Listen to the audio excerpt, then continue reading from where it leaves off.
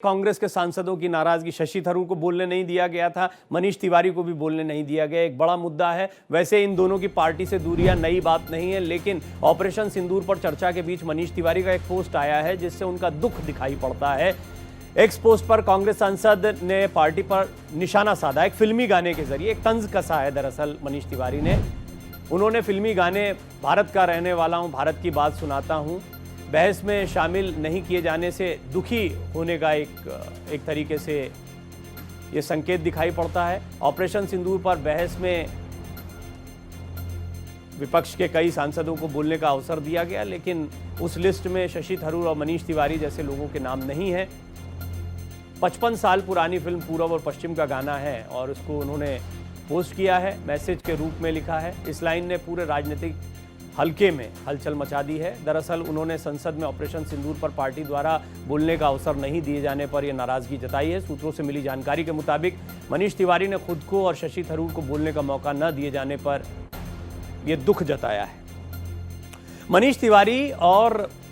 मनीष तिवारी की नाराजगियां तो खैर कांग्रेस अध्यक्ष का जब चुनाव हो रहा था उस समय से सामने आई। शशि थरूर भी उस चुनाव में खड़े हुए थे, उस समय से इन नेताओं की थोड़ी दूरियां रही हैं, लेकिन इसके बावजूद ये कांग्रेस के साथ बने रहे। बात तो यहां तक भी हो रही थी कि पार्टी में रहेंगे नहीं रहेंगे, बहुत पुराने नेता हैं दोनों ही। खैर ये सब चलता रहेगा, ये सियासत है, सियासत में इस तरीके से नाराजगी और नए दोस्त बनना, पुराने दोस्तों का दूर होना, ये सब चलता रहता है। ऑपरेशन सिंदूर जिस पर कल काफ़ी कुछ हुआ है, आइए इस पर थोड़ा और बातचीत करते हैं। इसमें मेरा सहयोग करेंगे जाने माने पत्रकार अमृतांशु राय मेरे साथ जुड़ रहे हैं, मोहिंदर प्रकाश जी राजनीतिक विश्लेषक के तौर पर जुड़ रहे हैं, मोहिंदर जी कांग्रेस के नेता के तौर पर भी मेरे साथ जुड़ते हैं, तो हम जान सकते हैं कि वो एक स्टैंड विपक्ष का भी यहाँ पर रखेंगे, हमारा सहयोग करेंगे। बहुत बहुत स्वागत है मोहिंदर जी आपका भी। तो मोहिंदर जी, शुरुआत आपसे। कल बहुत सारे जवाब दे दिए गए, डॉक्टर एस जयशंकर ने बड़ा विस्तार से बातों को रखा, क्वाड ब्रिक्स ने कैसे समर्थन किया, किस किस देश ने क्या क्या बयान दिए हैं, क्या हमारी स्ट्रैटेजी रही है, क्या रणनीति रही है, कैसे पाकिस्तान गिड़गिड़ाया है, बहुत सारी चीज़ों को क्लियर कर दिया। अभी आपके मन में क्या सवाल आते हैं अभी तक की बहस सुनने के बाद? प्रवीण जी नमस्कार। देखिए, आपने भूमिका मुझे ऐसी दी है जहां मुझे संतुलन रखना पड़ेगा जी, और ये विषय भी ऐसा है जहां संतुलित ही बोलना बेटर रहेगा। अब आपने मनीष तिवारी जी का कहा, मनीष तिवारी जी मेरे बड़े अच्छे दोस्त हैं, कांग्रेस के ही बड़े वफादार सिपाही हैं, तो कुछ भी बोलना कांग्रेस के अंदर ऐसा नहीं है कि किसी को रोका जाता है। आप अपनी बात को व्यक्त कर सकते हैं और उन्होंने जो कहा वो ठीक ही कहा है कि जो खिलाड़ी है जब उसे मौका नहीं मिलता तो बाहर वो प्रेस में आकर के कुछ ना कुछ बोलता ही है, भाई मुझे क्यों नहीं लिया। लेकिन सवाल तब पैदा होता है उनकी बात का जब टीम हार रही हो आपकी। हमारी टीम जीत रही है, जहां तक कांग्रेस का ताल्लुक है और विपक्ष का ताल्लुक है, उन्होंने बड़ी अच्छी बात उठाई है सर। मैं आपको लीग से हटकर कुछ बात कहता हूँ। देखिए, डॉक्टर्स क्या कहते हैं आपको, precaution is better than cure. आप अगर अपनी शरीर को बचा के रखेंगे, गलत चीजों को नहीं होने देंगे, गलत हरकतें नहीं करेंगे, तो आप अपनी दवाइयों से बच जाएंगे, आपको इलाज की जरूरत नहीं पड़ेगी। अब भारत की सरकार 11 साल से जो मोदी जी द्वारा संचालित है, अब उन्होंने कश्मीर में न जाने कितने प्रयोग किए, 370 हटाया, उन्होंने अपने हिसाब से उसको यूटी के अंदर तब्दील किया, सुरक्षा व्यवस्था अपने हिसाब से की और ये दावा किया कि साहब हम यहाँ पत्ता भी पर मारने नहीं देंगे। तो ये बताइए, ये इतनी हरकतें 11 साल में हुई हैं, मैं गिनवाना नहीं चाहता, ये क्यों हुई? आपने उसका इलाज किया। ये तो मल्टीपल विषय आ गए। आपने पहला विषय बड़ा अच्छा छेड़ा, लेकिन उसमें कॉन्ट्राडिक्शन है मोहिंदर जी। आपने कहा कि कांग्रेस में बोलने की आजादी है, मनीष तिवारी की नाराजगी है कि बोलने नहीं दिया। नहीं, उनको अगर बोलने के लिए नहीं दिया तो कांग्रेस में पहले भी ये कई दफा बोले हैं, भाई उन्हों को भी तो बोलने का मौका मिलेगा। कांग्रेस में वक्ताओं की वो दूर क्यों हुए? पार्टी प्रेसिडेंट चुनाव के दौरान ये दो चेहरे दूर हुए थे। शशि थरूर मनीष तिवारी की नाराजगियां कब से बढ़ी, या उनसे पार्टी की नाराजगियां कब से बढ़ी? जब वो पार्टी में चाहते थे कि और भी अन्य लोगों को अवसर दिया जाए, वो चुनाव लड़े, और उस समय से मतलब यही तो एक तरफ डेमोक्रेटिक आप बता रहे हैं कांग्रेस पार्टी को, दूसरी तरफ उनकी नाराजगी इस बात से थी कि एक ही परिवार से नहीं चुन के आना चाहिए, सबको अवसर मिलना चाहिए। उसी नाराजगी और उनका ही विरोध था शायद जिसकी वजह से खड़गे साहब आ पाए। देखिए मैडम, प्रवीण जी एक छोटी सी बात बताऊं, आप रामायण में देखेंगे विभीषण ने राम की बड़ाई तो की थी। देखिए, जब युद्ध होता है या जब कोई पार्टी एक दूसरे के खिलाफ चलती है तो ये भी एक सामाजिक युद्ध है। इसके अंदर आप दूसरे की बड़ाई नहीं कर सकते, अपनी ग्रीवेंस को आप बता सकते हो, मेरे को कांग्रेस पार्टी ने ये अधिकार दिया है कि मैं कांग्रेस के अंदर कोई संगठन में खराबी है तो मैं उसमें बोलूं, कोई विचार मैं रखना चाहता हूं उसे रखूं, लेकिन मैं मोदी जी की नहीं, बड़ाई क्या करता रहूं बैठ क्यों नहीं करके रख, आकर, चलिए मैं इस ये पे मुझे आऊंगा। कांग्रेस अमृतांशु जी से भी मैं बात कर, हालांकि अभी से आपसे बात करता हूं तो बहुत सारी बातें, भारत जोड़ो यात्रा पे मैंने बहुत सारे ऐसे लोगों का जो राहुल गांधी के कोई बहुत अच्छे समर्थक नहीं थे पर उनके विषय में सकारात्मक बातें बोलते हुए सुना था, और ये बड़ी अच्छी बात थी। तो कोई अच्छा करता तो अच्छा क्यों नहीं बोला जा सकता? विपक्ष में रहने का मतलब ये तो नहीं होता है कि आप हमेशा बुरा बुरा बोले, और हर अच्छी बात पर, ऑपरेशन सिंदूर जो देश का गौरव है उस पर भी आप कोई ना कोई पेंच ढूंढ कर ले आए और उस पर बहस की बात करें। अमृतांशु जी, इस पर आपकी राय क्या है? देखिए, दो तीन बातें हैं यहाँ पे। वैसे तो जो कांग्रेस की तरफ से भाई साहब बोल रहे थे उनकी आवाज साफ नहीं थी, तो आधी से आधी बातें तो सुन नहीं पाया। मैं बहुत इच्छुक था कि उनका सुनूं, लेकिन चूंकि समझ नहीं पाया तो अपने जो मूल बातें हैं उनको बताता हूं कि दो तीन चीजें हैं पार्लियामेंट के इस डिबेट के बारे में। एक तो सिंदूर वॉज अ सक्सेसफुल ऑपरेशन, ये एक मैसेज मासेस में जा चुका है। अब कोशिश है ऑपोजिशन पार्टीज की कि उस उड़ते हुए बलून में किसी तरह जितना ज्यादा से ज्यादा पिन मारा जा सके। इसके अलावा इसमें पूरे प्रक्रिया में और कुछ है नहीं। उन्हीं बातों को दोहराई जाएंगी, उन्हीं बातों पर चर्चा होगी, वाद विवाद होगा, कहा सुनी होगी, और ये बहस वहां पे पार्लियामेंट में ऑन रिकॉर्ड आ जाएगा। लेकिन जो क्रेडिबिलिटी की कहानी है, इसमें दोनों के नैरेटिव में एक बार फिर पार्लियामेंट में भी स्पीकर का लाइनअप को लेकर के, जो स्ट्रॉन्ग स्पीकर्स का लाइनअप गवर्नमेंट की तरफ से है, उसके सामने जो ऑपोजिशन के स्पीकर्स आ रहे हैं उनके कंटेंट में भी कमी है, बोलने के उसमें उनके पास ज्यादा मुद्दे नहीं है, और तीसरा कहीं ना कहीं उनके जिन लोगों को चुन करके भेजा जा रहा है उनमें क्रेडिबिलिटी पर भी लोग जो हैं, आम लोग जो हैं, उनके क्रेडिबिलिटी पे भी क्वेश्चन मार्क है कि क्या वो नेशनल सिक्योरिटी के बारे में अचानक उठ करके आए और नेशनल सिक्योरिटी के बारे में लंबी लंबी बातें करने लगे, ट्रंप के बारे में बातें करने लगे। अरे भाई, आपने जो है फॉरेन अफेयर्स का पहले अभी शुरुआत ही किया है संसद में पारी। यहाँ पे लोग 25-25 साल से वही पारी खेल रहे हैं और बिना मंत्री बने हुए उनको भी आपसे कहीं ज्यादा अनुभव है। वो उम्र में आपसे बड़े हैं, वो अनुभव में आपसे बड़े हैं। उन लोगों को आप दरकिनार करके आप अनुभवहीन लोगों को इतने गंभीर मुद्दे पे अगर बहस कराएंगे तो सरकार तो वॉकओवर मिल रहा है इस गेम में सरकार। बट शशि थरूर अभी उनका जो स्टैंड रहा और थोड़ा सा एक सॉफ्ट कॉर्नर रहा, मनीष तिवारी और पार्टी के बीच की दूरियां प्रेसिडेंट चुनाव के समय से रहीं, इसके बाद में एक रिस्क भी तो हो सकता है, जो मोहिंदर जी एक इशारा भी कर रहे थे कि पहले ही इलाज सोच के रखा जाए। पता चला कि वो मिसफायर हो जाए, बोल उनकी तरफ से रहे और कुछ ऐसा हो जाए जो विपक्ष के स्टैंड को कमजोर कर दे। आप बिल्कुल वाजिब बोल रहे हैं। पार्लियामेंट का एक अपना पद्धति है और वहां पे एक नेता पूरे देश का नेता है और वो किस तरफ धार मारेगा उसकी छूट है उन्हें। उसमें हर वक्त पार्टी लाइन को ही टो करना कोई आवश्यक है नहीं किसी पार्टी के लिए।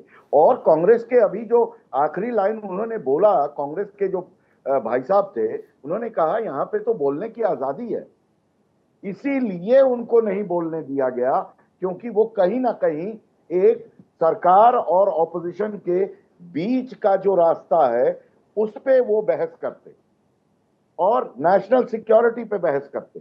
वो उन मुद्दों को उछालते जो कि फॉरेन अफेयर्स से जुड़ा हुआ है, जो कि देश से जुड़ा हुआ है और पार्टी पॉलिटिक्स से कहीं ऊपर। जी, आपने बड़ा ये महत्वपूर्ण बिंदु उठाया। मोहिंदर जी, एक बात तो साफ है कि अभी, हालांकि मैं बता दूं एक बार फिर, उन्होंने खुद बताया कि आज राजनीतिक विश्लेषक की भूमिका में है, तोल मोल कर बोल रहे हैं। वो ऐसा नहीं कि पार्टी का पक्ष सिर्फ रख रहे हैं, बैलेंस बात कहेंगे। लेकिन फिर भी हम देख रहे हैं कि एसआईआर का मुद्दा जो है उसको लेकर मोहिंदर जी विपक्ष बड़ा विचलित दिखाई दिया कि यार ऑपरेशन सिंदूर की बात तो कर ली है लेकिन मसला फंस गया, अभी तो मुद्दा ये उठाना था, इसको गर्म करना था। अब इन्होंने मांग मान ली है, बात करनी पड़ेगी। ओम बिरला साहब कल कह रहे थे कैबिन में, मेरे पास आते हो कहते हो ऑपरेशन सिंदूर पर बात कराओ, जब बात होती तो वेल में आकर एसआईआर एसआईआर चिल्लाते हो। आप देख रहे हैं अंदर कुछ बात हो रही है ऑपरेशन सिंदूर पर, बाहर निकलकर विपक्ष एसआईआर पर। ऑपरेशन सिंदूर पर विपक्ष गंभीर बातचीत कर रहा है, इसका इंप्रेशन कहीं जा ही नहीं रहा है, बल्कि सरकार को एक अवसर दे दिया कि वो खुलकर बोले कि ऑपरेशन सिंदूर पर देखिए हमने कितना बढ़िया काम किया, विदेश नीति कितनी मजबूत कर दी, पाकिस्तान को कैसे नाको चने चबवा दिए। प्रवीण जी, आपने बात बड़ी अच्छी कही। देखिए जनाब, विचलित तो बिल्कुल नहीं है, ये शब्द आप हटा लीजिए। जब खिलाड़ी जब ग्राउंड में पहुंचता है खेलने के लिए तो विचलित होगा तो खेल नहीं पाएगा। कांग्रेस पार्टी के पास जो एक डीएनए है राजनीतिक प्रपंच करने का भी और राजनीतिक भाषा शैली का भी, उसका उदाहरण कहीं और मिलता नहीं है। अभी अभी आपने देखा, जरा सी बात मोदी जी की नहीं मानी गई, पार्टी जी की नहीं मानी गई, आपका देश का सेकंड नंबर उपराष्ट्रपति को रिजाइन देना पड़ गया। आपको कितनी आजादी बीजेपी में है और कितनी आजादी कांग्रेस में है, ये देखिए। हम गडकरी जी की तारीफ करते हैं, कभी कांग्रेस के किसी वक्ता ने, प्रवक्ता ने, किसी नेता ने गडकरी जी की शान में कोई बात कही? इतना शानदार वो काम कर रहे हैं, उसकी तारीफ कांग्रेस हमेशा करती है और हमेशा करती रहेगी। और भी कोई मिनिस्ट्रीज ऐसी हैं जहां अच्छे काम हुए हैं, कांग्रेस ने वहां बढ़कर साथ दिया है। लेकिन जब आप एक तानाशाही अच्छा ये बताइए मोहिंदर जी, अगर नितिन गडकरी, शिवराज सिंह चौहान, एनीबडी, कोई भी मंत्री अच्छा काम करेगा तो इसका श्रेय प्रधानमंत्री को नहीं जाएगा, उन्हीं के मंत्रिमंडल में उनके नेतृत्व का श्रेय नहीं जाएगा? नहीं, आप प्रधानमंत्री हमारे अजीब हैं।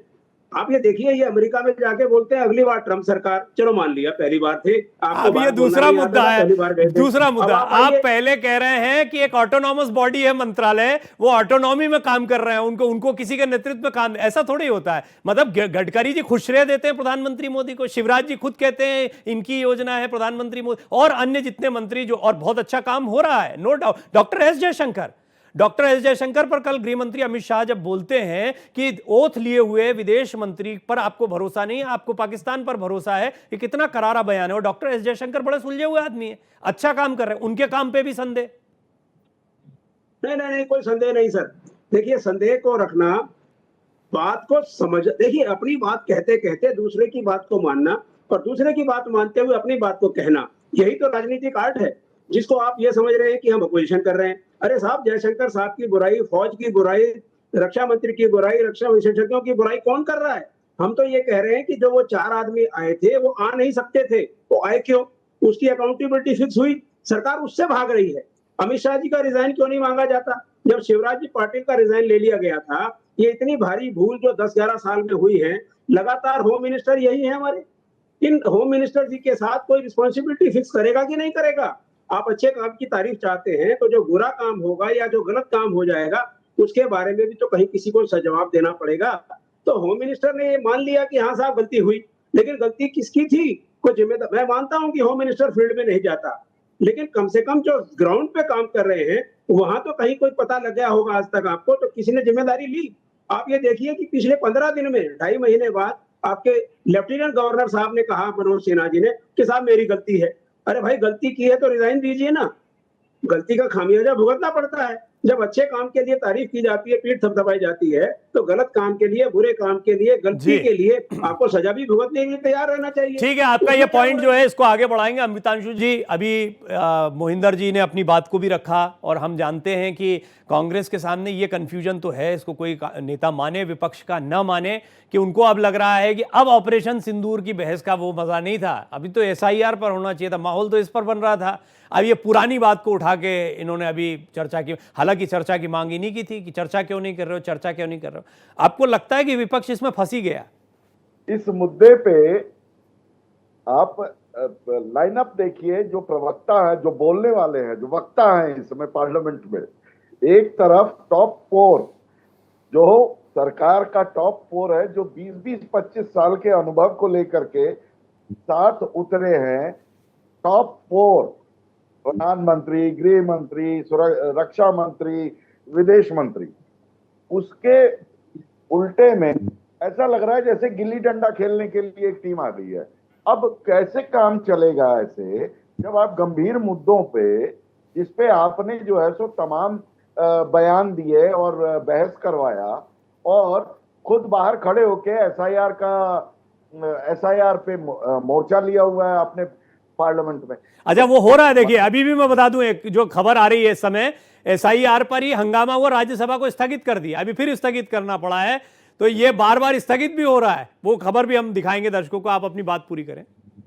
दूसरा कि ये बात सत्य है कि ये एक ऐसा मुद्दा है सिंदूर, ऑपरेशन सिंदूर का, जिसमें जंग जो है सरकार जीत चुकी है। ये पीछे के पूंछ को पकड़ करके पूंछ पे पानी पीटने वाली बात हो रही है। दूसरा, पॉलिटिकल स्पेस बहुत कम है। राष्ट्रीय सुरक्षा के मामले में पॉलिटिकल स्पेस बहुत लिमिटेड होता है और एक जिम्मेदार पार्टी जो कि कांग्रेस पार्टी को मैं मानता हूं कि है, बहुत संभल करके उसको चलना पड़ता है।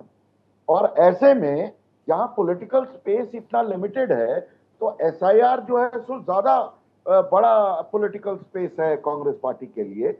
उसके संदर्भ में नेशनल सिक्योरिटी और ऑपरेशन सिंदूर उतना पॉलिटिकल स्पेस है नहीं बहस के मुद्दे को लेकर के। तो कंस्ट्रिक्टेड तो फील, लिमिटेड तो फील कर ही रही है कांग्रेस पार्टी। और ये ट्रेन कब की छूट चुकी है ये भी जानती है। लेकिन अब क्या करें, मांग तो पहले कर दिया था, 3 महीने पहले ही से मांग कर दिया था या 2 महीने पहले ही। तो अब मांग कर दिया था तो जी जगह टाइम मिल गई इन लोगों को। अब बहस में जो है सो गिल्ली डंडा टीम उतार दिया इन्होंने। गिल्ली डंडा टीम। आपने भी एक बात बोली थी मोहिंदर जी कि वक्ताओं का, ये बात तो बोली उन्होंने शुरुआत में, मुझे याद है अच्छे से, मैं इस पे बात भी कर। आपको लगता है कि एक तरफ तो दिग्गजों को मौका मिल गया सत्ता पक्ष की तरफ से, धुरंधरों को, और इधर बोलने वाले नहीं, मनीष तिवारी, शशि थरूर, उनको बोलने नहीं दिया जा रहा, उनकी नाराजगी और जो है डबल डोज की तरह हो गई। नहीं प्रवीण जी, इस बात को मैं नहीं मानता, पर मैं आपको 2 छोटी छोटी बातें ऑपरेशन सिंदूर पे कहता हूं। मेरे पत्रकार मित्रों ने कुछ बातें कही। देखिए, राजनीतिक कौशल जो है ना, वो किस तरह से हैंडल करता है सिचुएशन को देश के अंदर। देश के बाहर तो सेना लड़ती है, उस पर आपका बस नहीं होता, सेना के पास पूरी पावर होती है, वो हिसाब से लड़ते हैं और जीतते हैं। और भारतीय सेना के गौरव को, भारतीय सेना के शौर्य को कोई नकार नहीं सकता। लेकिन इस बार एक अजीब सी बात हुई। जो इंदिरा गांधी जी ने 71 में लड़ी, तो जो अमेरिकन राष्ट्रपति ने कुछ कहा तो उन्होंने मुंह तोड़ जवाब दिया था। जब शास्त्री जी ने को अमेरिका से कुछ थ्रेट मिला, उन्होंने मुंह तोड़ जवाब दिया था, मंगलवार को मैं व्रत रखवा लूंगा तो मेरे को अनाज की जरूरत नहीं पड़ेगी। लेकिन इस बार ऐसा नहीं हुआ। इस बार ट्रंप जो है अमेरिकन राष्ट्रपति, वो लगातार बोल रहे हैं, उसको राजनीतिक कौशलता के साथ जवाब नहीं दिया जा रहा। यही फर्क है जो ये मेरे साथी कह रहे थे कि स्पेस बहुत कम होता है। स्पेस वाकई में बहुत कम होता है। कोई भी राजनीतिक पार्टी सेना के ऊपर कुछ उंगली उठाकर अपना आत्मघात नहीं करना चाहेगी। तो हमने कभी भी इस बात को कभी किसी डाउट में नहीं डाला कि सेना ने अपना कर्तव्य नहीं निभाया। सेना अपना कर्तव्य निभा रही है। और आपको याद हो, सेना के अधिकारी ने यह भी कहा है कि हम जंग में जीते हैं लेकिन पॉलिटिक्स में हारे हैं। ये बात गौर करने लायक है। ये सेना के अभी अधिकारी ने कहा है सिंगापुर में कि हम युद्ध तो जीते लेकिन युद्ध इसमें राजनीति में हम हारे हैं। इसका मीनिंग कुछ ना कुछ होता है। तो मैं मोदी जी को बधाई तो देना चाहता हूँ सेना के, क्योंकि वो नायक हैं देश के। लेकिन साथ साथ एक चीज, राजनीतिक कुशलता उनकी नहीं आ रही। जो ट्रंप जी का मामला, वो बराबर एक अग्नि बना हुआ है, बार बार राख के अंदर से अग्नि की तरह निकल कर आ जाता है और वो फिर देश पर छाता है। इसको तरीके से अगर वो हैंडल करें तो मेरा ख्याल है ऑपरेशन सिंदूर का मजा देश भी ले और देश के नागरिक और राजनीतिक पार्टी भी ले। जहां तक ताल्लुक आता है आपका कि साहब ये जो बिहार में इलेक्शन ऑफिस का मामला है, सुप्रीम कोर्ट बहस कर रही है उसके ऊपर। मेरे को नहीं लगता राजनीतिक उछलता पुछलता है, ये सिर्फ एक हल्ला मचाने का धंधा है, क्योंकि इसमें बहस की गुंजाइश कुछ है नहीं। जब सुप्रीम कोर्ट टेक्निकल चीज पर देख रहा है, राजनीतिक इसमें क्या बोलेंगे लोकसभा में, बताइए आप मुझे। कौन सा कार्ड रखना चाहिए, कौन सा नहीं रखना चाहिए, कानून सारे तय है, इलेक्शन ऑफिस का कानून तय है। सुप्रीम कोर्ट के अंदर चैलेंज किया गया है कि भाई किस तरह से इस प्रक्रिया को करा जाना चाहिए, क्या ये सही वक्त है करने का, क्या इसको टाला जा सकता था, क्या इसको और बेहतर तरीके से किया जा सकता था। इन सब मामलों को सुप्रीम कोर्ट सुन रहा है।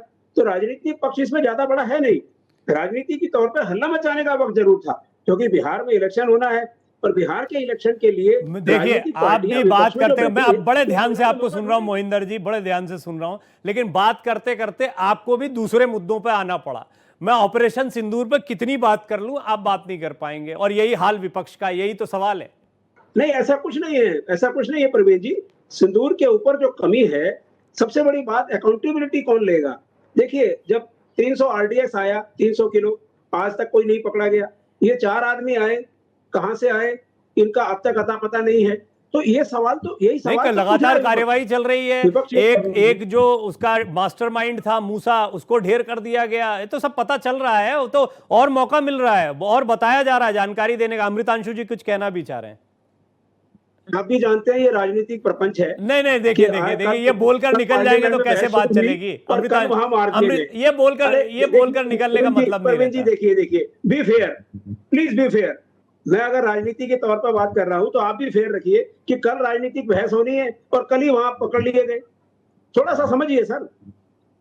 ठीक है अमृतांशु जी। ट्रंप के बारे में ये लोग जानते हैं कि सरकार अभी के समय में ये जो मौजूदा 2-3 महीने हैं, इस पीरियड में सारे गंभीर लोग कांग्रेस पार्टी के और सरकार में सब लोग जानते हैं, सारे ब्यूरोक्रेट जानते हैं, सारे टॉप ऑफिशियल जानते हैं, सारे डिप्लोमेट जानते हैं, सारे टॉप आर्मी ऑफिशियल्स जानते हैं, सारे मुख्यमंत्री जानते हैं कि सरकार ट्रंप के खिलाफ या यूएस गवर्नमेंट के खिलाफ एक शब्द नहीं बोलेगी, क्योंकि विकसित भारत को करना है तो फ्री ट्रेड अग्रीमेंट अभी जारी है जी। और ये बेकार की पॉलिटिकल मामले में को बीच में ला करके वो ट्रेड टॉक्स को डिस्टेबलाइज नहीं करना चाहते। ये सारे गंभीर लोग जानते हैं, लेकिन कांग्रेस पार्टी को ये जो है पॉलिटिक्स का यही लिमिटेड स्पेस है कि ट्रंप ने 26 बार कहा, अरे भाई काम निकल जाने दीजिए, हम लोगों का भारत का विकास हो जाने दीजिए, ट्रेड टॉक्स कंप्लीट हो जाने दीजिए, उसके बाद जो है सो इस मुद्दे को एक बार फिर उखाड़िएगा और फिर देखिए नहीं, एक तो ये आपकी बात सही भी है अमृतांशु जी। दूसरा ये है कि जियोपॉलिटिक्स ऐसे नहीं चलती। यहाँ कौन किसका सगा है, कौन किसका दुश्मन है, सारा मतलब का मामला है। पूरी दुनिया में रिश्ते जो हैं, चीन भी भारत के साथ संतुलित रिश्ते रखकर चलता है, भारत भी चीन के साथ संतुलित रिश्ते रख के चलता है। बेशक परंपरागत दुश्मन मानते रहो आप, ट्रेड सबसे अच्छा हो रहा है। पता है कि अमेरिका जैसी ताकत को अगर काउंटर करके रखना है तो दोनों को साथ में बने रहना पड़ेगा। रशिया परंपरागत दोस्त है, इसके बावजूद जब चीन के साथ उसको कनेक्ट होना पड़ता है तो भारत के प्रति थोड़ी सी पीठ दिखाकर रखता है कि हाँ भाई रुक जाओ, हम ध्यान नहीं दे रहे हैं। ये सब चलता है अंतरराष्ट्रीय राजनीति में। और दो लोगों के संबंध से दो देशों का संबंध कभी नहीं चलता है, तो हमेशा हम कहते ही हैं और राजनीतिक विश्लेषक भी कहते हैं कि होगी अच्छी दोस्ती यारी किसी दो लोगों के बीच में हो जाए, उससे देशों की पॉलिसी पर क्या फर्क पड़ने वाला है। खैर, ये बात आपने सही कही कि ये जो लिमिटेड स्पेस है ट्रंप वाले मुद्दे का विपक्ष के पास में, ये कमजोरी ज्यादा है, ताकत नहीं है। और इसका देश में भी क्या असर पड़ता है, क्या लेना देना जनता को। क्या बिहार में असर पड़ेगा, क्या कहीं भी असर पड़ेगा कि आप ट्रंप को ले आते हो बार बार, कोई असर नहीं पड़ता है। मोहिंदर जी, लिमिटेड स्पेस तो है। ऑपरेशन सिंदूर पे घुमा फिरा के 4 सवाल हैं, उन 4 सवालों के बाहर जा ही नहीं सकता विपक्ष, और उन पर 400 बार अलग अलग किस्म से जवाब दे दिया गया है, फिर भी सवाल वही बरकरार है, फिर भी बहस करनी है, महाबहस करनी है। इस महाबहस में तो सरकार के पास जवाब ही जवाब है, विपक्ष के पास सवाल कहां है। नहीं नहीं प्रवीण जी, फिर आप अन्याय कर रहे हैं। देखिए, जो सवाल बेसिक है, तो मैंने पहले ही कहा था, प्रिकॉशन। आप प्रिकॉशन कहां ले पा रहे हैं सर। 11 इंसिडेंट हो गए हैं और 11 इंसिडेंट के अंदर 2 तो आपकी गलतियां हैं। आपने हमारे एयरफोर्स सेंटर के ऊपर पाकिस्तान के जो स्पेशलिस्ट हैं उनको बुलाकर सेंटर में आपने विजिट करा दी। आप वहां देखिए, राजनीतिक कौशल इसी को कहते हैं। इंदिरा गांधी को आज भी लोग शेरनी क्यों कहते हैं, उसका कारण एक ही है कि उन्होंने बड़ी राजनीतिक कुशलता के साथ सारी चीजों को हैंडल किया। इमरजेंसी लगाने के बाद हारी और हारने के बाद फिर वापस आई। राजनीतिक कुशलता उसे कहते हैं कि उन्होंने गलती की और गलती को सुधारा और फिर दोबारा आई। जो राजनीतिक कुशलता उन्होंने 84 में दिखाई थी स्वर्ण मंदिर के अंदर खाली कराकर, जो उन्होंने 71 में दिखाई थी, जो उन्होंने पृथ्वी पर्स को समाप्त करके दिखाई थी, जो उन्होंने बैंकों का राष्ट्रीयकरण करके दिखाई थी, वो राजनीतिक कुशलता दिखाई नहीं दे रही सर। अनिल अंबानी के घर छापे ईडी के कब पड़ते हैं। ये जो हमारे बाहर भागे हुए लोग, इनको कब पकड़ के लाएंगे आप। राजनीतिक कुशलता नहीं है सर। मैं इसीलिए कहना अरे चाहता हूं तहबूर कि राणा आ आप तो गलती गया से और भी बाकी आ रहे गलती से आप हैं, कह सारे जाते यार। हैं। मैं यही आप तो ये कह रहा हूं, बताइए, देखिए मैं ये कह रहा हूं, मैं आपकी बात का पूरा सम्मान, और मैं जानता हूं, देखिए दो मैं बात कह जानता हूं दीजिए, मोहिंदर प्रकाश जी, दो मैं बात कह दर्शकों को दीजिए, भी बताता हूं, वो भी जानते हैं कि मोहिंदर प्लीज दो प्रकाश बात जी कह बहुत ही सुलझे हुए व्यक्ति हैं, बहुत पढ़ाई लिखाई के साथ बोलते हैं, मुझे ये बात बहुत अच्छी लगती है, और वो बेबाकी से बात रखते हैं। लेकिन मैं जानता हूं आप एक ऐसी साइड पर बैठे हैं जहां पर आप जो भी बोलते हैं ना, उसको बड़ी आसानी से काउंटर किया जा सकता है। जैसा मैंने कहा कि घुमा फिरा के चार बातें, इंदिरा जी को आप याद करेंगे, इंदिरा जी को आपने याद कर लिया, और जवाब मैं बता देता हूं, जो एस जयशंकर साहब को कल मौका दिया आपने, 26/11 से लेकर जब जब आतंकी हमले हुए, भारत सरकार का क्या स्टैंड था, और वो नेहरू जी तक चले गए, पीओके किसकी समस्या थी वो तक बता दिया उन्होंने, सब मौका दे दिया उन्होंने। समस्याएं इतनी थी, आपने हमें इतनी समस्याएं दी, आज कम से कम कांग्रेस इस स्तर पर तो आई है कि वो बोल रही सुरक्षा में चूक हुई। सुरक्षा में चूक हुई है, लेकिन दोबारा नहीं होनी चाहिए, ज्यादा नहीं होनी चाहिए, घर के भीतर नहीं होनी चाहिए। यह भी तो बड़ी बात है कि सरोजनी नगर में धमाका ना हो, पहाड़गंज में धमाका ना हो, या हैदराबाद में किसी बेकरी में धमाका ना हो। यह भी तो हमारी चिंता का विषय था, इसको भी तो काउंटर कर रहे हैं, इसको कैसे नजरअंदाज कर देंगे? नहीं, देखिए, मनुष्य सीखता है अपनी गलतियों से। देश के अंदर कोई ये राजनीतिक पार्टी नहीं कह सकती, आज मोदी जी ये नहीं कह सकते कि आने वाले समय के अंदर जो है ऐसा मैंने बना दिया कि आने वाला समय मेरे से बढ़िया होगा ही नहीं। भविष्य हमेशा सुंदर होता है। हर राजनीतिक पार्टी जानती है कि मुझे जनता के लिए काम करने पड़ेंगे, हमें देश की सुरक्षा के साथ कोई समझौता नहीं करना है, ये सब दिखना भी चाहिए। मैं इससे और इत्तेफाक सबने नहीं किया रखता भी है। मोहिंदर जी, भविष्य हमेशा सुनहरा, नेतृत्व बहुत जरूरी है। कई देशों की कहानी अभी रख दूं मैं आपके सामने, जहां नेतृत्व बदला और डब्बा गोल हो गया, कहां से कहां इकोनॉमी आ गई, कहां से कहां हालात खराब हो गए। कई देशों की कहानियां हैं। अच्छी अच्छी विकसित इकोनॉमी गिर जाती है अगर नेतृत्व क्षमता अच्छी ना हो तो, और बेकार से बेकार इकोनॉमी ऊपर चली जाती है अगर नेतृत्व। आप ये कह रहे हैं कि समय के साथ तो होना ही था सब कुछ, इसमें मोदी जी का कुछ नहीं है क्रेडिट, ये बात ठीक नहीं लगती। आपने मेरी बात का गलत अर्थ लगा लिया। हर प्रधानमंत्री अपने कुछ ना कुछ खूबी लेकर आता है। मोदी जी के बारे में अगर मैं कहूं तो देखिए, मोदी जी जो एक बहुत अच्छे वक्ता हैं, और जब एक कोई नेता पब्लिक से कनेक्ट हो जाता है, जनता से कनेक्ट हो जाता है, अपनी बात को कह पाता है, जनता उसकी बात को सुनती है। अच्छा, वो ये जो कला एडमिनिस्ट्रेटर मोदी जी कैसे के है? पास ठीक है, आपने बोला वक्ता अच्छे, आपने भी एक चीज, वो एडमिनिस्ट्रेटर कैसे है? मतलब एक मुख्यमंत्री के तौर पर 10-15 साल का समय बिताना, 15-11 साल का समय प्रधानमंत्री के तौर पर, और लंबा समय हो गया उनका। ये बताइए कि एडमिनिस्ट्रेटर कैसे हैं वो? देखिए, एडमिनिस्ट्रेटर तो बहुत अच्छे हैं, तभी गुजरात के अंदर हाँ सरकार उनकी इतने लंबे तक सब चली। और जी। दूसरी बात ये कहता हूँ, लंबा समय एक नुकसान भी लेकर आता है। जो कम्युनिस्ट पार्टी 35 साल तक ज्योति बसु रहे, बंगाल का बाद में क्या हाल निकला, वही हाल आज गुजरात का है। जब एक निरंकुशता आ जाती है दिमाग में, हमें कोई हटा ही नहीं सकता, फिर आप विकास नहीं करते, फिर आप विनाश ही करते हैं। तो ये जो निरंतरता मैं चेंज की आपकी इस है, बात से इसके इत्तेफाक अंदर रखता भी हूं। देखिए, भारतीय भविष्य लोकतंत्र के में लिए विकास राहुल छुपा है। गांधी के और पास मैं बहुत आपसे एक समय बात है, कहता इसमें हूं, कोई दो राय नहीं है, वो नेतृत्व क्षमता का और विकास कर सकते हैं, कर भी रहे हैं। लेकिन चलते चलते एक कमेंट अमृतांशु जी का इस विषय पर जरूर, क्योंकि बड़ी देर से आपकी मेरी बात हो रही है, अमृतांशु जी सुन रहे थे, कई चीजों पर सहमति थी उनकी। अमृतांशु जी, आप क्या कहेंगे इस पूरी बात को सुनने के बाद? मैं दोनों को पैमाने देता हूं, उसी से आपको अंदाजा हो जाएगा कि कांग्रेस पार्टी का इस बीजेपी के नेतृत्व के प्रति किस तरह का रवैया है। मौत के सौदागर से जो यूपीए अध्यक्षा ने गुजरात में जाके इन्हें बोला था, कहानी वहां से शुरू होती है। और 3 दिन पहले अधिवेशन में राहुल गांधी कोई इसी तरह की हल्की बात करते हैं प्रधानमंत्री के लिए। ये है कांग्रेस पार्टी का बैंडविड्थ क्रिटिसिज्म का।